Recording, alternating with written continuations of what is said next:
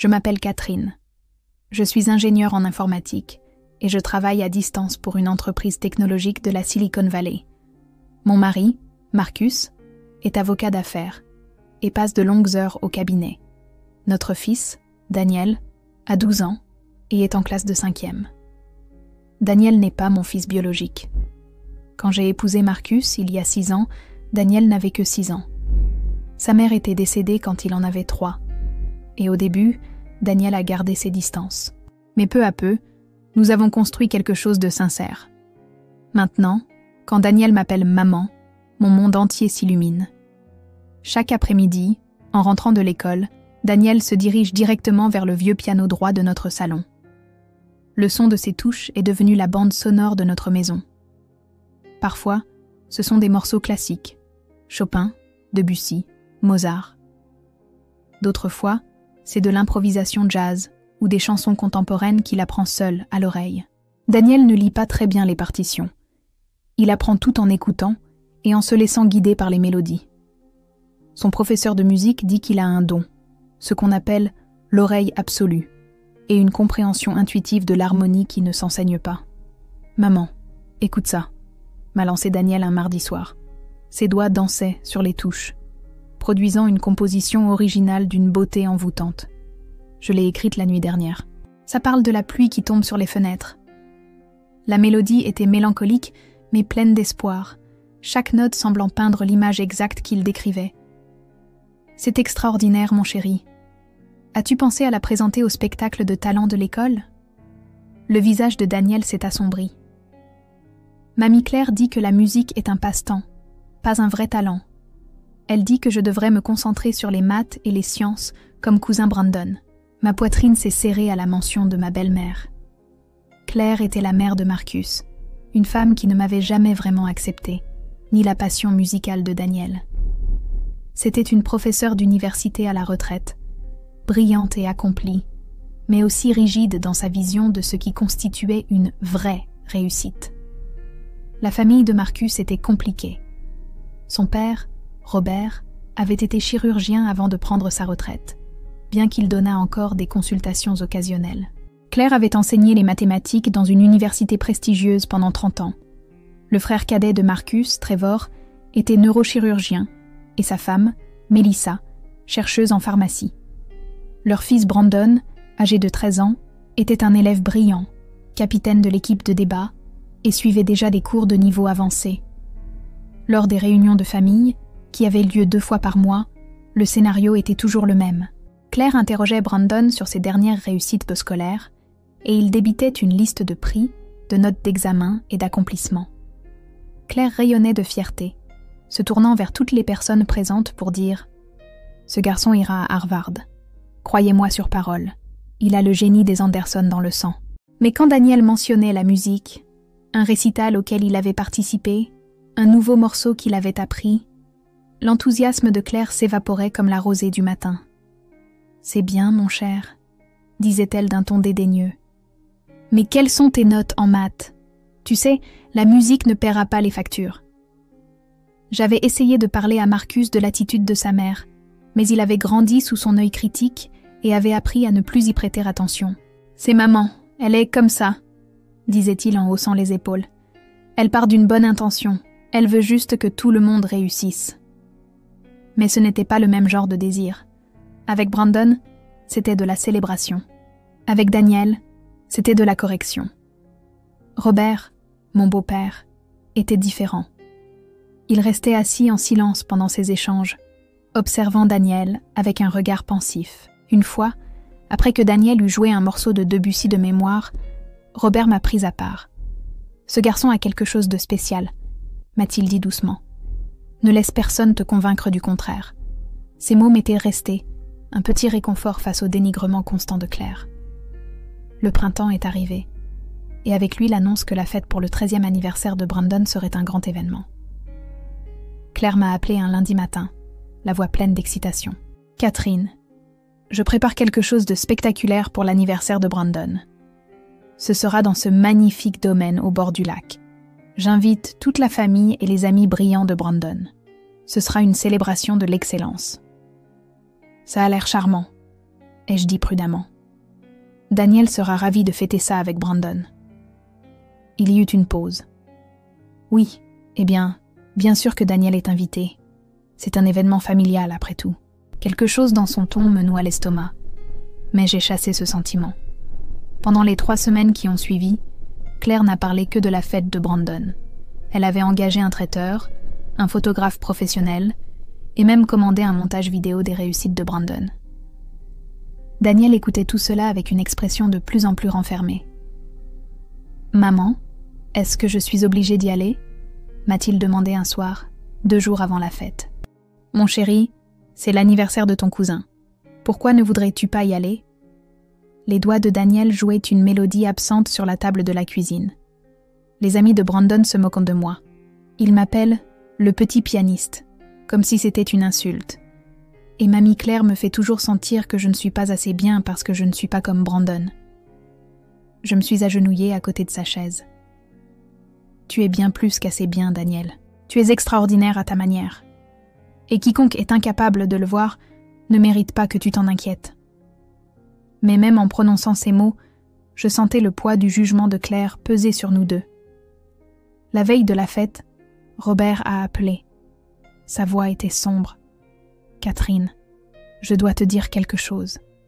Je ne pourrai pas venir à la fête de Brandon demain. »« Oh non, est-ce que tout va bien ?»« J'ai une consultation médicale importante que je ne peux pas reporter, » a-t-il dit. Il y avait quelque chose d'étrange dans sa voix, de presque récité. « Mais Catherine, je veux que tu me promettes quelque chose. Si quoi que ce soit se passe à cette fête, quoi que ce soit qui contrarie Daniel, tu m'appelles immédiatement. Tu comprends ? » Je suppose. Mais Robert, que penses-tu qu'il pourrait arriver ? Ce n'est qu'une fête d'anniversaire. Promets-le-moi, Catherine. Veille sur notre garçon. Après avoir raccroché, ces paroles résonnaient dans mon esprit.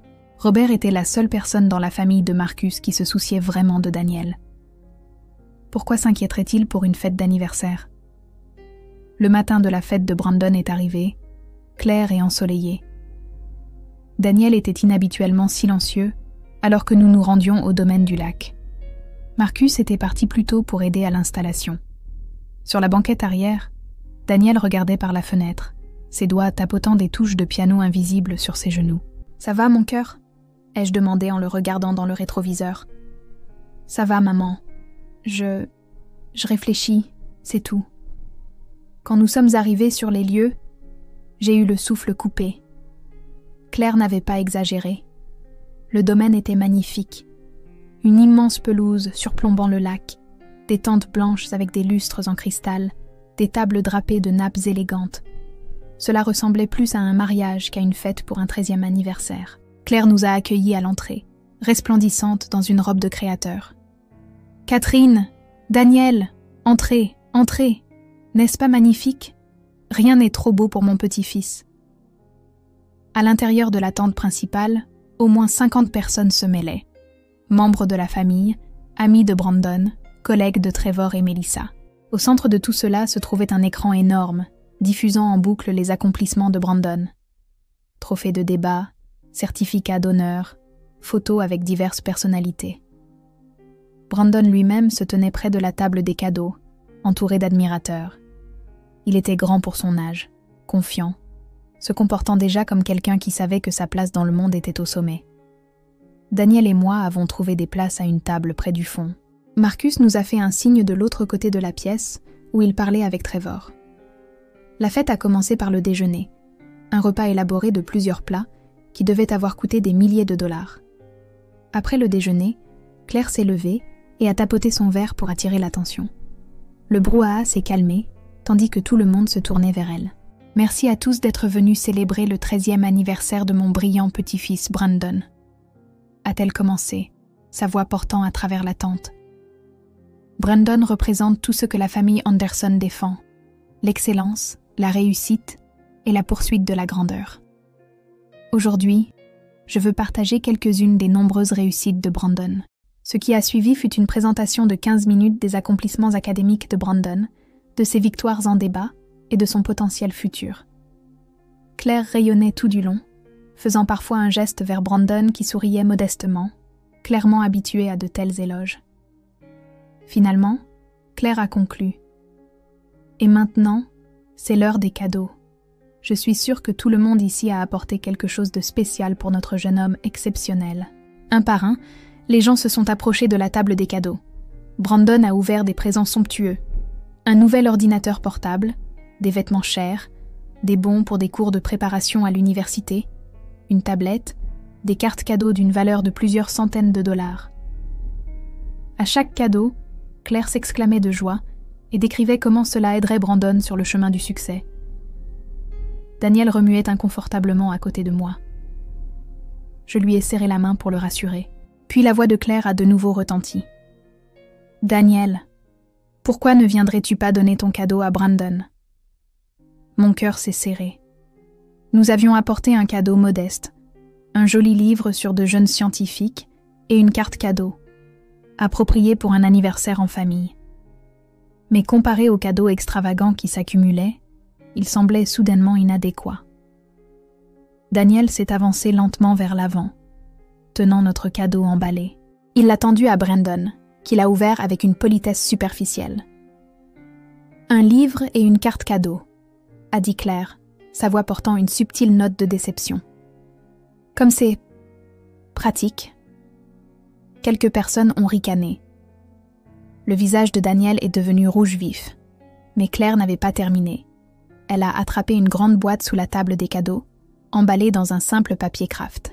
« En fait, Daniel, j'ai aussi quelque chose pour toi. Je sais que c'est l'anniversaire de Brandon, mais je voulais te donner quelque chose de spécial. » Daniel avait l'air confus. « Pour moi ? » ?»« Oui, mon cher. Viens ici, ouvre-le. » Quelque chose dans le sourire de Claire me glaça le sang.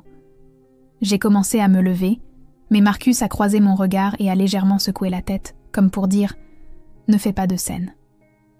Daniel s'est approché et a commencé à déballer le papier craft.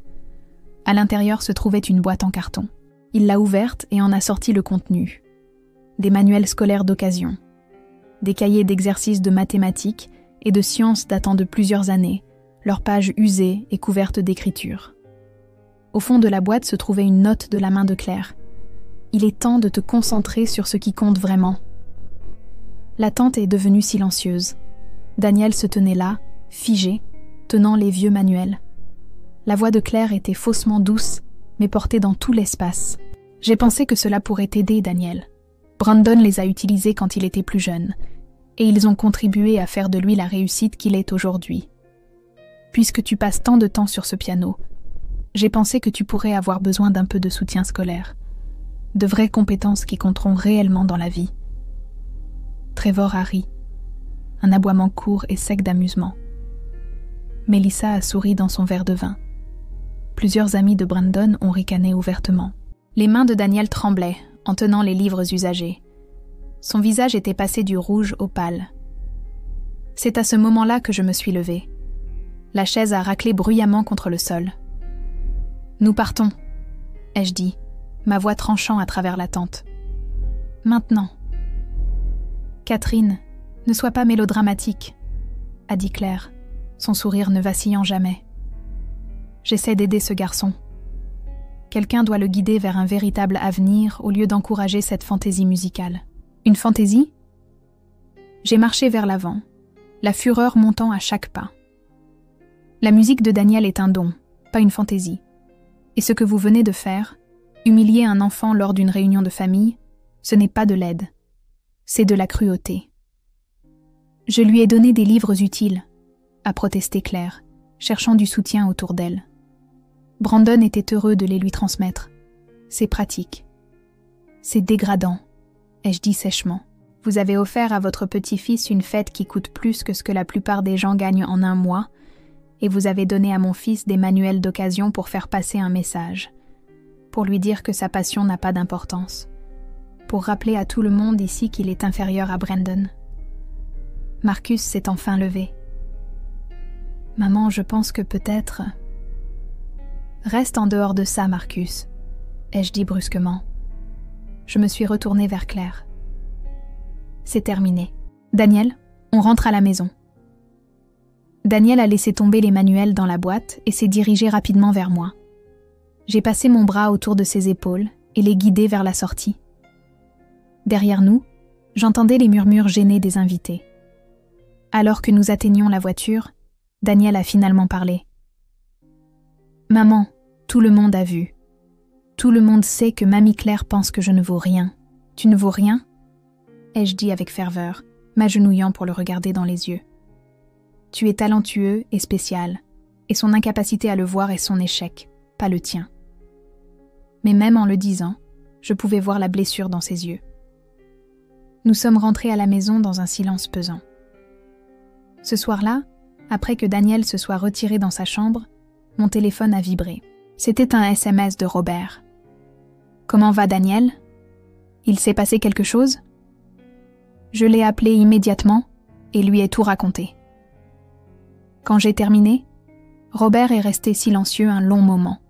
« C'est ce que je craignais », a-t-il finalement dit. « Catherine, il y a quelque chose que je dois te dire. Quelque chose sur lequel Daniel et moi travaillons, mais il voulait garder le secret jusqu'à ce que ce soit officiel. » « De quoi parles-tu ? » Vérifie les emails de Daniel. Le compte que je l'ai aidé à créer l'année dernière, celui qu'il utilise pour soumettre ses compositions. Il devrait y avoir quelque chose maintenant. Mes mains tremblaient en allant dans la chambre de Daniel. Il était allongé sur son lit, fixant le plafond. « Mon chéri, Papy Robert a dit de vérifier tes emails de musique. De quoi parle-t-il » Daniel s'est redressé lentement, quelque chose vacillant dans ses yeux. Pas tout à fait de l'espoir, mais pas non plus de la résignation. « Je suppose que je peux te le dire maintenant. Papy m'a aidé à m'inscrire à un concours. Un grand. Il a ouvert son ordinateur portable et s'est connecté à une boîte mail que je n'avais jamais vue. Là, en haut de sa boîte de réception, se trouvait un message avec pour objet « Félicitations, concours national des jeunes compositeurs. Première place. » Mon cœur s'est arrêté. « Daniel, qu'est-ce que... » Il a ouvert l'email. « Vous avez été sélectionné comme le grand gagnant du concours national des jeunes compositeurs. Votre composition « Requiem pour les oubliés » a été choisie parmi plus de 3000 candidatures à travers le pays. Vous recevrez une bourse de 50 000 $, l'enregistrement professionnel de votre œuvre par l'Orchestre national des jeunes et un programme de mentorat avec la célèbre compositrice Dr Margaret Chen. Votre œuvre sera présentée en première au Kennedy Center à Washington, D.C. J'ai fixé l'écran, puis mon fils, puis de nouveau l'écran. « Daniel, c'est vrai ?» Il a hoché lentement la tête. « Papy Robert m'a entendu jouer mes compositions l'année dernière. Il a dit qu'elles étaient trop belles pour rester dans notre salon. Il m'a aidé à les enregistrer correctement et à les soumettre à des concours. Mais il m'a dit de n'en parler à personne tant que nous n'étions pas sûrs. Il a dit que Mamie Claire essaierait de me décourager. Mon téléphone a sonné. C'était Robert. « Catherine, tu l'as vu ?» Je le regarde à l'instant. « Robert, c'est incroyable. Depuis combien de temps le sais-tu ?» « J'aide Daniel depuis plus d'1 an, » a dit mon beau-père, la voix chargée d'émotion. Je savais qu'il avait quelque chose de spécial. Les commentaires des juges étaient remarquables. Ils ont dit que sa composition montrait une maturité et une profondeur émotionnelle bien au-delà de son âge. Le morceau qu'il a soumis, « Requiem pour les oubliés », parle de la perte et de la découverte de la beauté dans la tristesse. « Catherine, ton fils est un véritable prodige. » « Pourquoi n'es-tu pas venue à la fête aujourd'hui ?» ai-je demandé soudainement, la compréhension m'envahissant. Parce que je savais que Claire préparait quelque chose. J'ai vécu avec cette femme pendant 40 ans.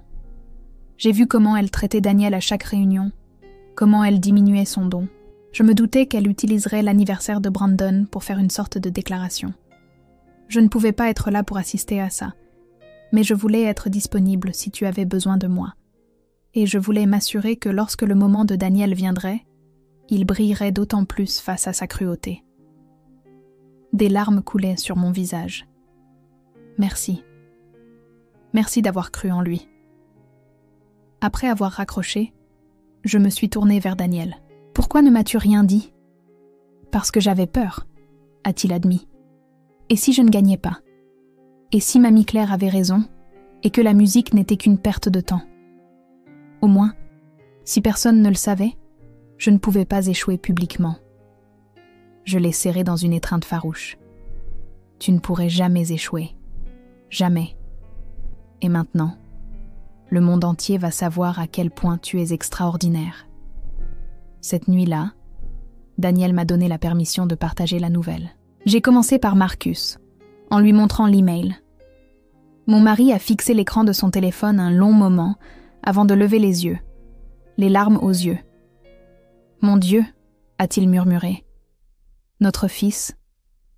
Catherine, il est brillant. » « Oui, » ai-je dit simplement.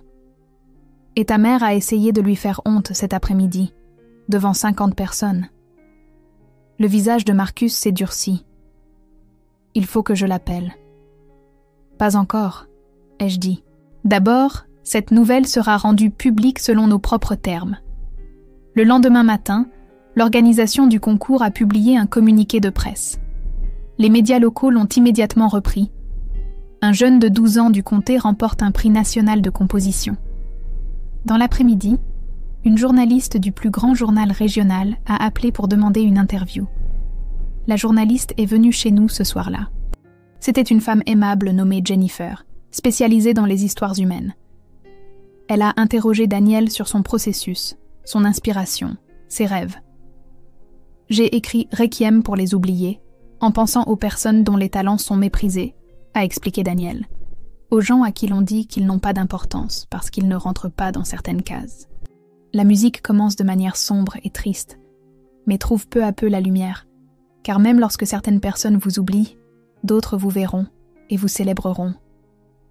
Les yeux de Jennifer brillaient. C'est profond pour quelqu'un de votre âge.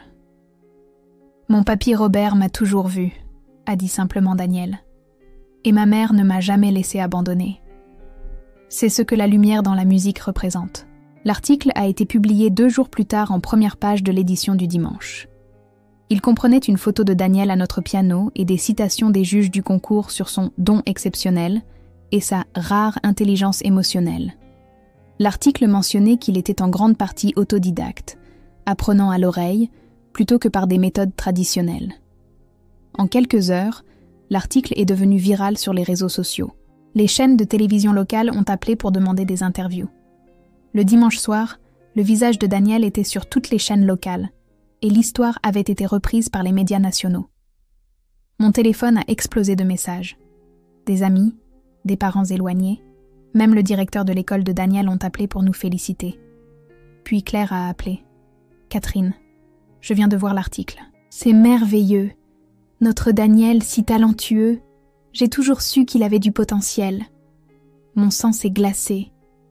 Vraiment? C'est pour ça que vous lui avez donné des manuels d'occasion hier? Pour célébrer son potentiel? » « C'était un malentendu, » a dit Claire rapidement. « J'essayais d'aider. Évidemment, je n'étais pas au courant de ce concours. Cela change tout. »« Non, » ai-je dit calmement. « Cela ne change rien. Vous avez montré qui vous étiez. Claire, Daniel n'est pas soudainement devenu précieux parce qu'il a gagné un prix. Il a toujours été précieux. Vous étiez simplement incapable de le voir parce que son don ne correspondait pas à votre définition étroite du succès. Catherine, ne sois pas ridicule. Fêtons ça ensemble. Nous devrions organiser un dîner de famille pour... Nous sommes occupés, ai-je dit. Au revoir, Claire. J'ai raccroché et bloqué son numéro. Trevor a envoyé un SMS ensuite. Je viens d'apprendre pour Daniel. Incroyable nouvelle. On ne savait pas que maman allait faire ce truc avec le cadeau. C'était déplacé. Je n'ai pas répondu. Marcus est venu me voir ce soir-là. Ma mère est anéantie. Elle pleure. Elle dit qu'elle a fait une terrible erreur. Elle a fait une terrible erreur, ai-je dit. Plusieurs, en fait, étalées sur 6 ans. Elle veut s'excuser auprès de Daniel. Daniel ne veut pas de ses excuses pour le moment. Peut-être un jour, quand il sera prêt. Mais pas aujourd'hui. Robert, quant à lui, était aux anges. Il est venu dîner le lendemain soir apportant un repas chinois à emporter et une bouteille de champagne. À Daniel, a-t-il trinqué en levant son verre. Le compositeur le plus talentueux que je connaisse, et plus important encore, l'un des jeunes hommes les plus formidables que j'ai eu le privilège de connaître. Daniel rayonnait, et j'ai vu la confiance revenir peu à peu sur son visage. « Papy, pourquoi as-tu gardé le secret si longtemps ?» a demandé Daniel. Robert a posé son verre et a semblé pensif. « Parce que je savais que si Claire l'apprenait avant que tu ne gagnes, elle trouverait un moyen de te saper le moral, de te faire douter de toi. Je l'ai vu faire ça à d'autres, à ton oncle Marcus quand il voulait être écrivain au lieu d'avocat, à ta tante Sarah avant qu'elle ne quitte la famille. Claire aime la réussite, mais seulement celle qu'elle peut comprendre et contrôler. Ton don est sauvage et magnifique, et il dépasse son entendement. Alors je l'ai protégé jusqu'à ce qu'il soit assez fort pour lui résister. Ce qui s'est passé à la fête, ai-je dit prudemment, c'était Claire montrant son vrai visage. Mais toi, Daniel, tu as montré le tien aussi. Tu as géré cette humiliation avec grâce. Je voulais m'enfuir, a admis Daniel. Je me sentais si petit, mais tu n'es pas petit, a dit fermement Robert. Tu es extraordinaire. Et maintenant tout le monde le sait. Au cours de la semaine suivante, les conséquences des actes de Claire se sont propagées dans la famille et la communauté. Quelqu'un à la fête avait filmé son cadeau à Daniel et la vidéo s'est retrouvée en ligne. Combinée à la nouvelle de la victoire de Daniel, l'histoire a pris une vie propre. Une grand-mère humilie un prodige de la musique avec des manuels usagés, quelques heures avant l'annonce de son prix national. Les sections de commentaires étaient brutales. Claire, qui avait passé des décennies à se forger une réputation d'éducatrice estimée, s'est retrouvée qualifiée de cruelle, d'étroite d'esprit et de jalouse. Son cercle social, principalement composé d'autres universitaires à la retraite et de femmes de la haute société, a commencé à prendre ses distances. Trevor et Melissa ont essayé de rester neutres, mais même Brandon a été affecté. À l'école, ses camarades parlèrent de son cousin, le compositeur de génie, et soudain, les réussites scolaires de Brandon semblaient moins impressionnantes en comparaison. Trevor a appelé Marcus, frustré, se plaignant que la vidéo donnait une mauvaise image de toute la famille. « Tu aurais peut-être dû y penser avant de rire », lui a dit froidement Marcus. « C'était mon fils qui se faisait humilier, et tu as trouvé ça drôle. » Le fossé dans la famille s'est creusé. Robert a informé Claire qu'à moins qu'elle ne s'excuse sincèrement auprès de Daniel, et il pouvait faire la différence entre des excuses sincères et des excuses de façade, il emménageait dans la maison d'amis sur leur propriété et ne partagerait plus sa chambre avec elle. « 40 ans de mariage », m'a dit Robert au téléphone. Et je l'ai regardé rabaisser et mépriser les gens qui ne répondaient pas à ses critères. J'ai fermé les yeux trop longtemps.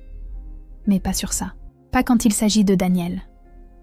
La performance au Kennedy Center était prévue pour la fin juin. À l'approche de la date, nous avons reçu un colis inattendu. À l'intérieur se trouvait une lettre manuscrite de Claire. « Cher Daniel, lisait-on. Je t'écris pour t'offrir mes excuses les plus profondes et les plus sincères. Ce que j'ai fait à la fête de Brandon était cruel, mesquin et mal. J'ai passé ma vie à croire que le succès n'avait qu'une seule apparence, la mienne. Et ce faisant, j'ai blessé des gens que j'aime. Ton don est réel, magnifique et profond. J'étais trop fière et stupide pour le voir. Je n'attends pas ton pardon, mais je veux que tu saches que j'ai honte de mes actions et que je travaille à devenir une meilleure personne. Ta grand-mère, qui apprend, Claire. » Daniel l'a lu 2 fois avant de lever les yeux vers moi. « Tu penses qu'elle est sincère ? » « Je pense qu'elle commence à comprendre ce qu'elle a perdu, » ai-je dit prudemment. « Reste à voir si elle changera vraiment. Mais tu n'as rien à décider maintenant. Tu ne lui dois pas le pardon selon son calendrier. » Daniel a plié la lettre pensivement. « Papy Robert dit que le pardon est quelque chose qu'on s'accorde à soi-même, pas quelque chose qu'on donne aux autres. Peut-être qu'un jour, je serai prêt. » La nuit de la première au Kennedy Center est arrivée, chaude et claire. Daniel portait un costume que Robert lui avait acheté, élégant et sophistiqué, le faisant paraître plus âgé que ses 12 ans. La salle de concert était magnifique, toute de velours rouge et de dorure, remplie de centaines de personnes. Notre famille était assise dans la section centrale. Marcus et moi, Robert, et même mes parents qui avaient pris l'avion pour l'occasion. Claire, Trevor, Melissa et Brandon étaient notablement absents. Quand l'orchestre a commencé à jouer « Requiem pour les oubliés », j'ai senti Marcus me serrer la main très fort. La musique a commencé, sombre et envoûtante, les cordes graves créant une atmosphère de tristesse et d'isolement. Progressivement, d'autres instruments se sont joints, chaque voix ajoutant complexité et profondeur. Le piano est entré avec une mélodie délicate et pleine d'espoir qui serpentait à travers les thèmes plus sombres comme la lumière à travers l'ombre. Alors que le morceau atteignait son apogée, j'ai compris ce que Daniel avait créé. C'était un voyage du mépris à la reconnaissance, de la tristesse à la joie, de l'isolement à l'appartenance. Le mouvement final était triomphant sans être agressif. C'était le son de quelqu'un qui avait trouvé sa voix et refusait d'être réduit au silence. Quand la dernière note s'est éteinte, le public est resté dans un silence stupéfait un instant avant d'éclater en applaudissements tonitruants. Les gens se sont levés. Daniel, assis au premier rang avec les autres jeunes lauréats, s'est retourné pour nous regarder. Son visage était radieux. Lors de la réception qui a suivi, Dr Margaret Chen, la célèbre compositrice qui serait le mentor de Daniel, s'est approchée de nous. C'était une femme élégante dans la soixantaine, avec des yeux vifs et intelligents. « Vous devez être très fiers », nous a-t-elle dit, à Marcus et à moi. Au-delà des mots, ai-je répondu. Daniel m'a raconté ce qui s'est passé avec sa grand-mère, a dit Dr Chen à voix basse. Ce genre de mépris, c'est plus courant qu'on ne le pense, même dans le monde des arts. Les gens ont peur de ce qu'ils ne comprennent pas, mais j'ai étudié le travail de Daniel en profondeur. Il a quelque chose de rare. Sa technique est impressionnante pour son âge, mais c'est son honnêteté émotionnelle qui est vraiment exceptionnelle. Cela ne s'enseigne pas. Il faut l'avoir vécu. Elle s'est tournée vers Daniel, qui nous avait rejoints. « Jeune homme, tu rencontreras d'autres personnes qui ne comprendront pas ce que tu fais, qui penseront que l'art n'est pas pratique ou réel. Mais je veux que tu te souviennes de quelque chose. La musique a existé dans toutes les cultures humaines depuis le début des temps. Nous la créons parce que nous en avons besoin, parce qu'elle exprime des vérités que les mots ne peuvent capturer. Ce que tu fais est important. Ne laisse personne te convaincre du contraire. » Daniel a hoché la tête solennellement. « Je ne le ferai pas. J'ai des gens qui croient en moi. » Plus tard dans la soirée, de retour à notre hôtel, Daniel a joué avec Robert dans le salon de l'hôtel, une simple session improvisée sur le piano du hall. Les gens se sont rassemblés pour écouter. Quand ils ont terminé, une femme s'est approchée, les larmes aux yeux. « Merci », a-t-elle dit simplement. « Ma fille voulait devenir danseuse, mais nous l'en avons découragée. Nous disions que ce n'était pas pratique. Elle a abandonné et l'a regretté depuis. En regardant votre fils ce soir, en entendant sa musique, je vais l'appeler demain et lui dire que j'avais tort. » Après son départ, Daniel a levé les yeux vers moi. « Maman, tu penses que Mamie Claire comprendra un jour ? » « Je ne sais pas, mon chéri. Mais voici ce que je sais. Ta valeur n'est pas déterminée par sa compréhension. Tu es précieux pour qui tu es, pas pour ceux qui le reconnaissent. » 3 mois plus tard, alors que l'été laissait place à l'automne, Daniel a commencé sa classe de 4e dans une nouvelle école spécialisée en art. Son œuvre était jouée par des orchestres de jeunes à travers le pays. L'argent de la bourse était investi pour ses études futures. Dr Chen était devenu une présence régulière dans sa vie, guidant son développement en tant que compositeur. Et Robert, lui et Claire suivaient une thérapie de couple. Elle avait fait de véritables pas vers le changement, en faisant du bénévolat dans un programme artistique pour jeunes, en écrivant des lettres à d'autres membres de la famille qu'elle avait blessés au fil des ans. Elle n'avait pas pressé Daniel de lui pardonner, ce qui était en soi un signe de progrès. Un après-midi d'octobre, Daniel est venu me voir avec une nouvelle composition. « Je veux te la jouer en premier, avant tout le monde. » Il s'est assis au piano, et la musique qui en est sortie était différente de ses œuvres précédentes. Elle était plus légère, plus pleine d'espoir, mais toujours complexe. Pendant qu'il jouait, j'ai réalisé ce que j'entendais, Une histoire de guérison, de la découverte d'une famille dans des endroits inattendus, de transformation. Quand il a terminé, il s'est tourné vers moi avec un sourire timide. Ça s'appelle « Ceux qui sont restés ». Mes yeux se sont remplis de larmes. C'est magnifique. C'est pour toi et Papy Robert, a-t-il dit. Parce que vous êtes restés quand c'était difficile. Vous avez cru en moi quand ce n'était ni facile ni populaire. C'est ça, la vraie famille. Je l'ai serré dans mes bras, ce garçon qui était entré dans ma vie comme un enfant de 6 ans en deuil et qui était devenu mon fils de toutes les manières qui comptent. Je t'aime, Daniel. Je suis si fière de qui tu es. Je t'aime aussi, maman, et je suis fière de ce que nous sommes devenus ensemble. Ce soir-là, en regardant Daniel s'exercer au piano avec Robert à ses côtés, lui offrant de discrets conseils, j'ai réfléchi au chemin que nous avions parcouru. De cet après-midi terrible à la fête de Brandon, où la cruauté s'était déguisée en tradition familiale, à ce moment de connexion et de triomphe authentique. Claire avait essayé de diminuer le don de Daniel parce qu'elle ne pouvait pas le comprendre, ni le contrôler, ni le faire entrer dans sa définition étroite du succès. Mais ce faisant, elle en avait révélé davantage sur ses propres limites que sur la valeur de Daniel. La vraie famille, avais-je appris, ne concernait ni le sang, ni la tradition, ni le fait de répondre aux attentes de quelqu'un d'autre. Il s'agissait de se voir pleinement, de célébrer les dons de chacun et de rester unis, même lorsque le monde ne comprenait pas. La musique de Daniel avait toujours eu de la valeur, bien avant qu'un concours prestigieux ne le confirme. Sa valeur n'avait jamais été remise en question, seulement la capacité de certaines personnes à la voir. Et maintenant, alors que ses doigts dansaient sur les touches et que Robert souriait avec une fierté de grand-père, je savais que nous avions construit quelque chose d'inébranlable. Une famille fondée non pas sur le jugement ou la comparaison, mais sur l'amour, la confiance et le courage de laisser chaque personne briller à sa manière. La mélodie qui remplissait notre maison ce soir-là était plus que de la musique.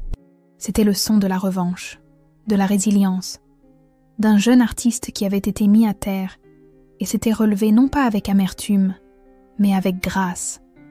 Et c'était le plus beau son que j'ai jamais entendu.